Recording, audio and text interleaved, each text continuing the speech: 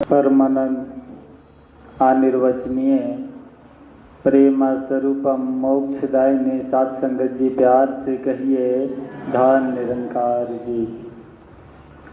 सत्संगत जी, लगभग 1.5 घंटे से हम सब इस निर्गुण निरंकार परमात्मा की चर्चा को श्रवण कर रहे थे।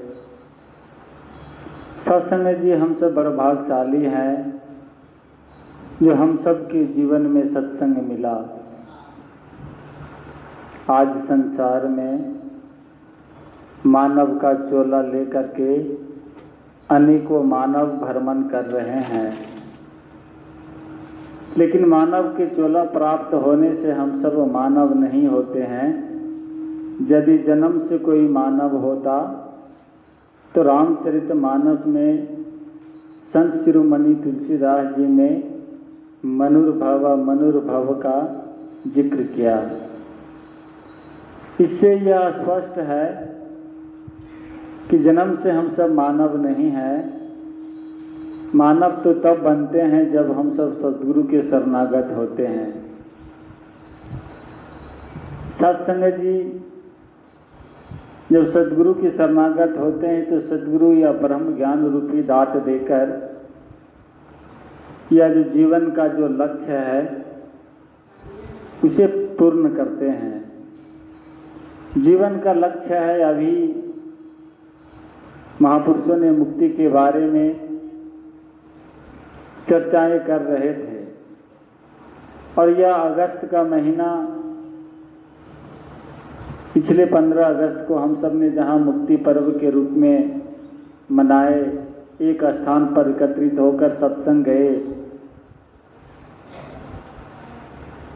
लंगर पान किए, फिर घर चलाए।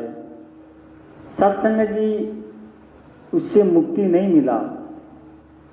मुक्ति मिलने का जो कारण है, जब हम सद्गुरु के शरणागत होते हैं, जब सद्गुरु ब्रह्म ज्ञान रूपी दात से नवाजते हैं, तो यह जो जीव कई जन्मों से जो भटक रहा था, और जब अपने मूल परमपिता परमात्मा को जाना तो स्वतः समाप्त हो गया। जीव भाव उसी समय मिट गया, और जैसे ही जीव भाव मिट जाना, अपने आत्म स्वरूप का बोध होना, इसी को तो मुक्ति कहा गया है। महात्माओं ने मुक्ति के बारे में कहा कि मुक्ति और मृत्यु में क्या अंतर है। तो कहते हैं कि जिनका श्वास खत्म होने वाला हो और इच्छाएं रह जाए, उसे मृत्यु कहते हैं, और जिसका श्वास बच रहा है, इच्छाएं समाप्त हो जाए, उसी को तो मुक्ति कहते हैं।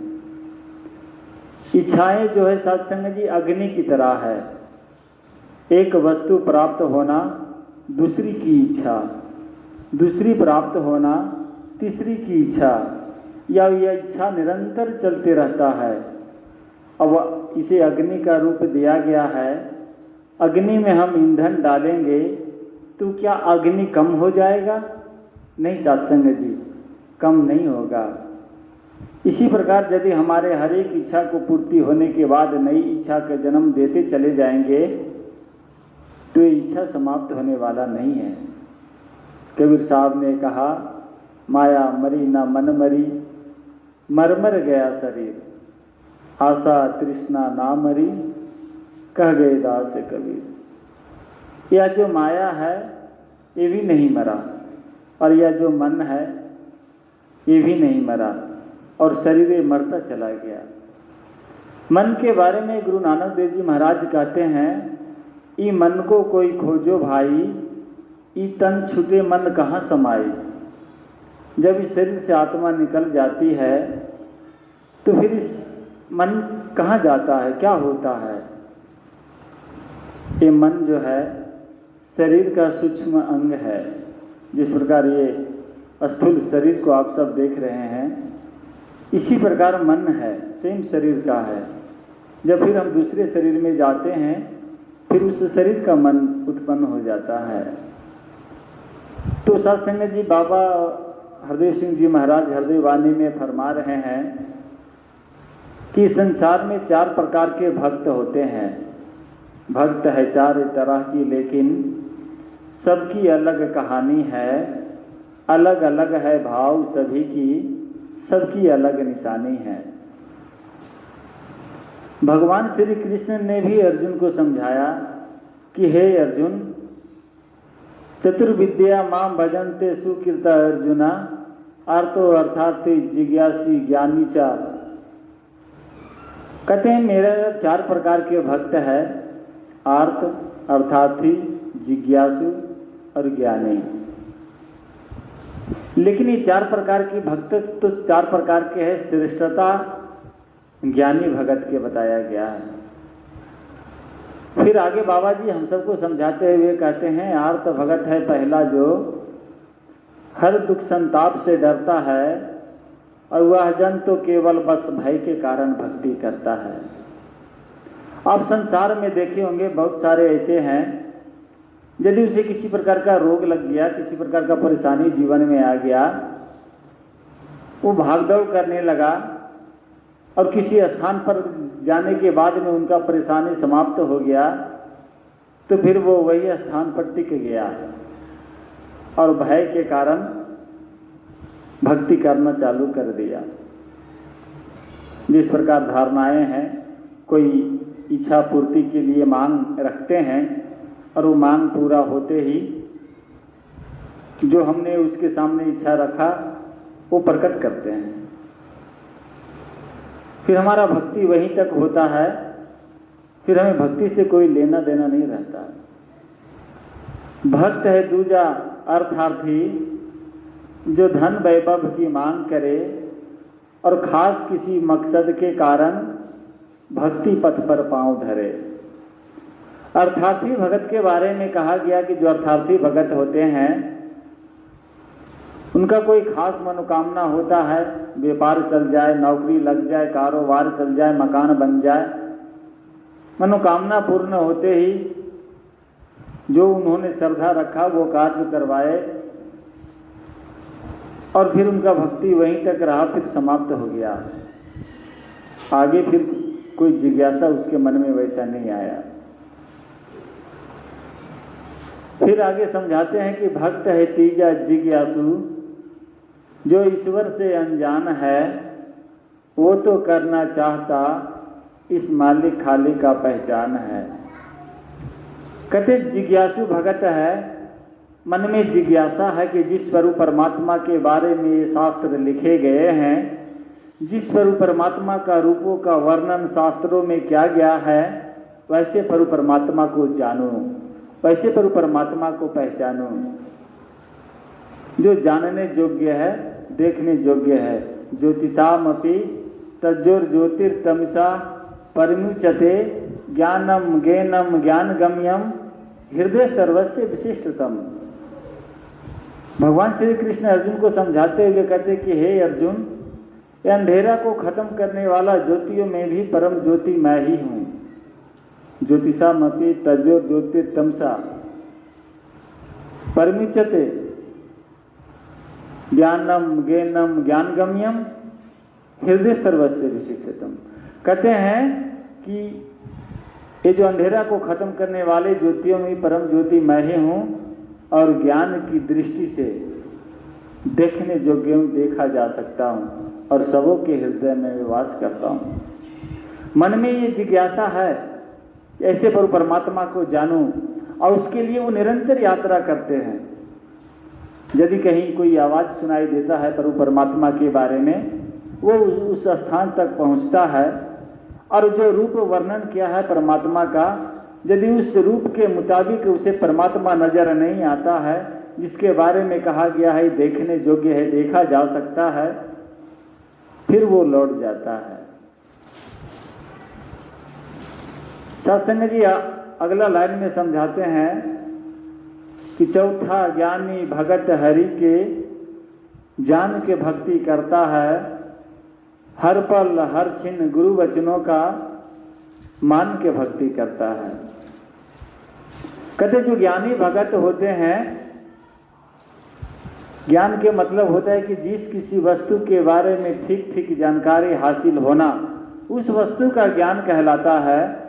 इसी प्रकार जब सद्गुरु की कृपा से यह जो ब्रह्म ज्ञान मिला है, तो ब्रह्म मतलब होता है ईश्वर, ज्ञान के मतलब जानकारी कि ये जो ईश्वर है, जो पूरे जगत के ईश है, जिसे हम जगदीश कहते हैं, जो सबों के दुखों के हरने वाला है, जिसे हम हरि कहते हैं, जो सबसे अलग है, सबसे आला है, जिसे हम अल्लाह कहते हैं, हम सब जितने गण हैं, हम सब गणों का जो पति है, जिसे गणपति कहते हैं, ऐसे ब्रह्म को, ऐसे परमात्मा को तत्व रूप से जान करके भजना ही भक्ति है।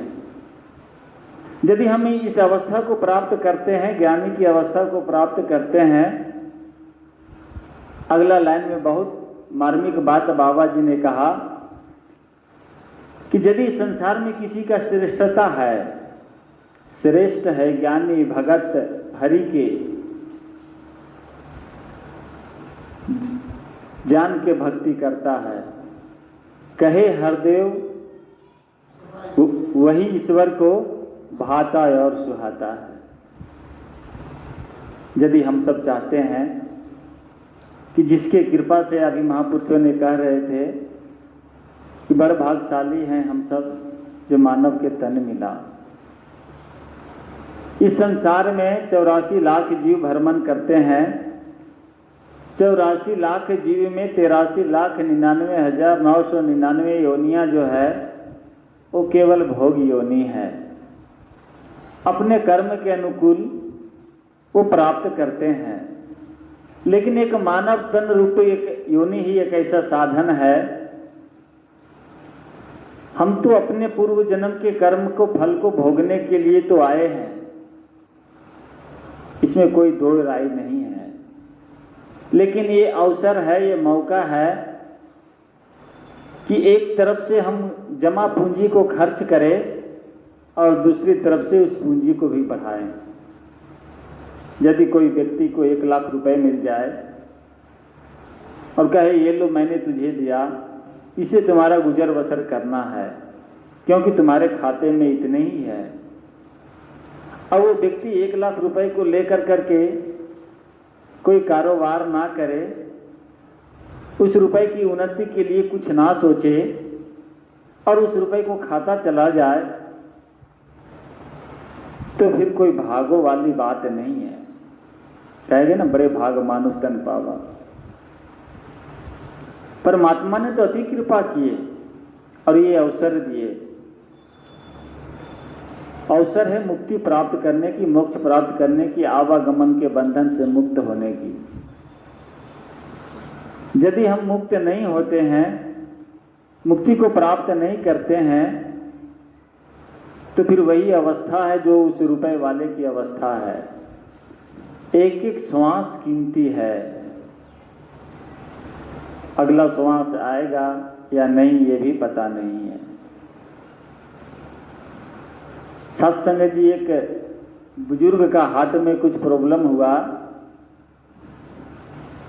बड़े घर के थे, हॉस्पिटलाइज हुए। हॉस्पिटल में डॉक्टर ने उनका 1-2 घंटा ऑपरेशन किया, फिर वो ठीक हो गए। ठीक होने के बाद में डॉक्टरों ने उनको 8 लाख का बिल दिया। अब वो बिल को देख कर करके उनकी आंखों से आंसू आने लगे।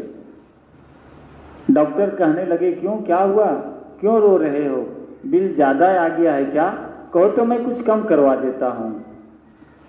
वो व्यक्ति कहते हैं डॉक्टर साहब, ईश्वर की कृपा से आपने 8 लाख के बिल दिए, 10 लाख भी देते तो देने में सक्षम है। फिर डॉक्टर साहब कहने लगे फिर क्यों रो रहे हो। कहने लगे कि आपने मेरे हार्ट को 2-3 घंटा संभाला और 8 लाख का बिल दिया। परमात्मा ने मुझे 80 वर्षों से संभाल रखा है, मैंने आज तक कोई बिल नहीं दिया। और सत्संगत, इतना ये अमूलक है, इतना ये कीमती है। यदि समय रहते हम इस परम सत्य को प्राप्त नहीं करते हैं, तो फिर ये हमारा नुकसान ही चला जा रहा है। ये श्वास की फिर कीमत नहीं है। कीमत तो तभी है जब हम संतों की संग करते हैं।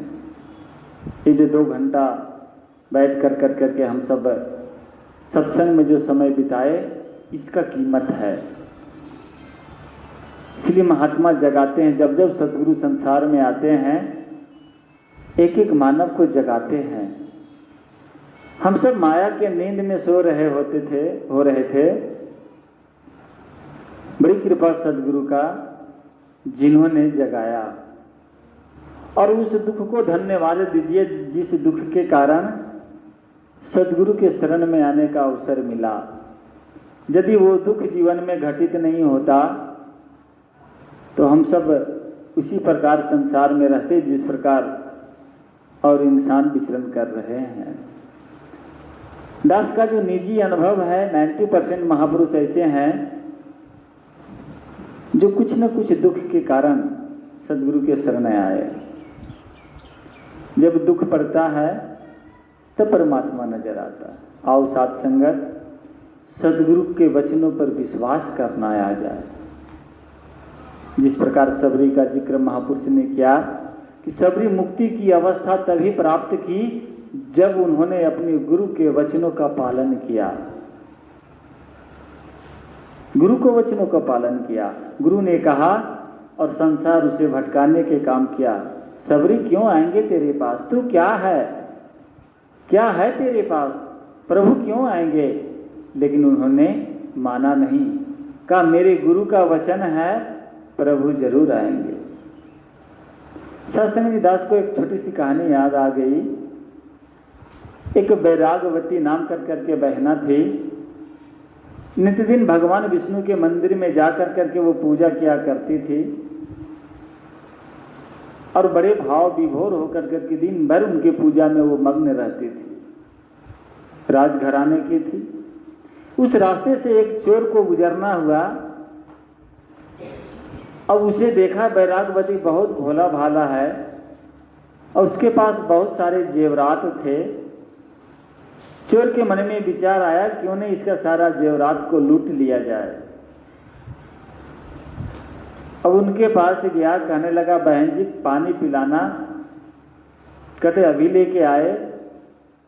पानी लेके आए। कहने लगे आप ज्ञान लिए हो? बोला नहीं, तो मैं आपके हाथ से पानी नहीं पीऊंगा। अब उसे बड़ा ठेस लगा। कहने लगे मैंने तो आज तक ज्ञान के बारे में नहीं जाना, वो क्या होता है। यदि आपके पास है तो आप ही मुझे दे दो और आप मेरे हाथ से पानी ग्रहण करो। कहने लगे मैं कोई साधारण विद्वान नहीं हूं और मेरा ज्ञान भी साधारण नहीं है। ये ज्ञान मैं एकांत में ले जा कर देता हूं। और भोली भाली बैराग्यवती कहा प्रभु जैसी आपकी इच्छा।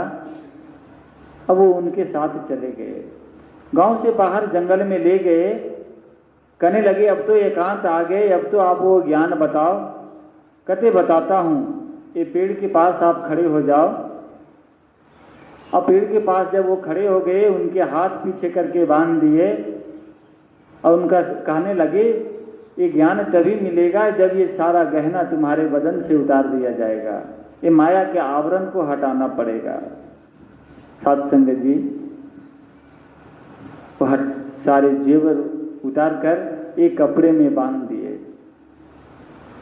फिर वो जाने लगे तो बैरागवती कहते प्रभु आपने बताए नहीं कि ज्ञान। कहा मेरा ज्ञान यही है कि मैं 1 सप्ताह के बाद वापस आऊंगा और तभी मैं तुम्हारे हाथ को खोलूंगा, जब तक किसी से खुलवाना नहीं। वो चले गए। दिन बीता, शाम हो गए, घर नहीं लौटे। पिताजी चिंता में कहे बैरागवती नहीं आई, पता करो कहाँ है। अब वो उनके ढूंढने के लिए चारों तरफ लोग निकले, जंगल में गए, देखे एक पेड़ से बंधा हुआ है। कहने लगे बैरागवती चलो हम तुम्हें ढूंढते ढूंढते आए हैं। कहते ठीक है आप मुझे ढूंढते हुए आए हो, लेकिन मैं ये बंधन आपसे नहीं खुलवाऊंगी। कहा मेरे गुरु ने मुझे कहा है 7 दिन के बाद वो जब लौटेंगे तब मुझे ज्ञान देंगे, जब तक मैं यहीं बंधी रहूंगी। वापस आ गए, पिताजी को कहा सैनिकों ने। पिताजी गए, कहने लगे बेटी चलो, वो कोई महात्मा नहीं, अरे वो तो चोर था, तुम्हारा सारा जेवरात लूट कर करके लेके चला गया, वो कोई गुरु वुरु नहीं था। बैरागवती ने कहा जो भी हो, गुरु का वचन है मैं आपसे खुलवाऊंगी नहीं। 2 दिन बीत गए, भगवान विष्णु के मंदिर में पूजा अर्चना बंद हो गया। भगवान विष्णु चिंता में हो गए, कहाँ गए बैरागवती, पता करो। नारद जी को उन्होंने ये कार्य सौंपे। नारद जी जब धरती पर आए तो देखते हैं बैरागवती पेड़ से बंधा हुआ है। नारायण नारायण करके उनके पास गए, कहने लगे बैरागवती प्रभु ने मुझे भेजा है, चलो पूजा पाठ उनका नहीं हो रहा है। कहने लगे बड़ी कृपा है आपका महात्मा, आपने मुझे दर्शन दिया, लेकिन मैं ये हाथ नहीं खुलवाऊंगी आपसे। मेरे गुरु ने मुझे कहा है कि जब तक मैं खोलूंगी नहीं तब तक आप किसी से मत खुलवाना। नारद जी भी कहने लगे वो कोई महात्मा नहीं, वो तो चोर था, तुम्हारा सारा जेवरात लूट कर लेके चला गया। बैरागवती कहने लगे वो जो भी हो, उन्हीं की कृपा से आज आपका दर्शन हुआ है। मैं इतने दिन से पूजा पाठ कर रही थी, लेकिन आज तक आपका दर्शन नहीं हो पाया। वो मेरे गुरु है। तो गए प्रभु के पास, कहने लगे प्रभु आपको स्वयं चलना होगा, वो किसी से नहीं खुलवा रही है। आए देखे, प्रभु ने कहा प्रभु मैं मानता हूं आप मेरे आराध्य हैं, आप मेरे परमपिता परमेश्वर हैं, लेकिन आपका ये जो दर्शन उन्हीं की कृपा से हुआ है, इसलिए मैं खुलवाऊंगी नहीं। भगवान विष्णु ने नारद से कहा कि जाओ उस चोर को ढूंढ कर लाओ जो इसे बांध कर ले गया। अब वो चोर था, उसका नित्य दिन का कर्म चोरी करने के लिए कहीं जा रहा था। रास्ते में नारद जी प्रकट हो गए, नारायण नारायण करके। अब वो चोर डर गया, क्यों क्या बात हो गया? कहा अरे तू ही वो चोर है जो बैरागवती के बांध आई है, चल भगवान ने तुम्हें बुलाया है। अब वो तो गिड़गिड़ाने लगे, मुझसे बहुत बड़ी भूल हो गई, आज के बाद मैं ऐसा नहीं करूंगा। कहा चलो वहीं चलो। जब वो उनके पास गए, कहने लगे आप ही हो? जी प्रभु, खोलो इनको। फिर वो उनके हाथ को खोले, बैरागवती आजाद हुए। तब बैरागवती कहते हैं गुरु गोविंद दोनों खड़े, काके लागू पांव, बलिहारी गुरु आपने जो गोविंद दियो मिला। जब हम इस अवस्था को प्राप्त करते हैं, गुरु के वचनों को जब हम जीवन में धारण करते हैं, तब यह ज्ञान से हम मुक्ति को प्राप्त करते हैं। आओ साथ संगत, एक एक वचन जो सदगुरु के आ रहा है उसे हमें धारण करना है। दुनिया जो भी कहे हमें उसी ओर नहीं जाना है। यदि वो दुनिया की बातों में रहते तो परमात्मा उसे नजर नहीं आते। सबरी दुनिया के बातों में रहते तो प्रभु राम उनके कुटिया पर नहीं जाते। मीरा दुनिया के बातों में रहते तो इस परम पद को प्राप्त नहीं करते।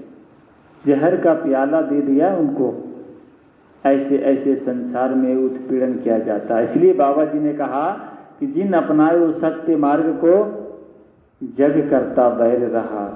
जब जब सत्य के मार्ग पर चलने के आप प्रयास कीजिएगा, ये माया का काम है, अपने ओर खिंचाव करेगा, आपको भटकाने का प्रयास करेगा, लेकिन हमें भटकना नहीं है। हमें सदगुरु के शरणागत होकर करके यह जो ब्रह्म ज्ञान रूपी दात सदगुरु ने बख्शिश की है उसे जीवन में अहमियत देते हुए इस निर्गुण निरंकार परमात्मा के सानिध्य में यह जीवन को व्यतीत करना है। दातार कृपा करे, सदगुरु की बहुत बड़ी कृपा है, समय का भी इजाजत हो चुका है। दातार कृपा करे, जो भी जिस भी मनोकामना से इस सत्संग में उपस्थित हुए हैं, सदगुरु आप कृपा करना, इनके जीवन में हर एक प्रकार की कमी को आप दूर कर देना, ताकि आपको चरणों से जुड़ कर करके सेवा सिमरन सत्संग करते हुए जीवन की यात्रा को तय करते चले जाएं। सत्संग जी प्यार से कहना, धन्यवाद जी।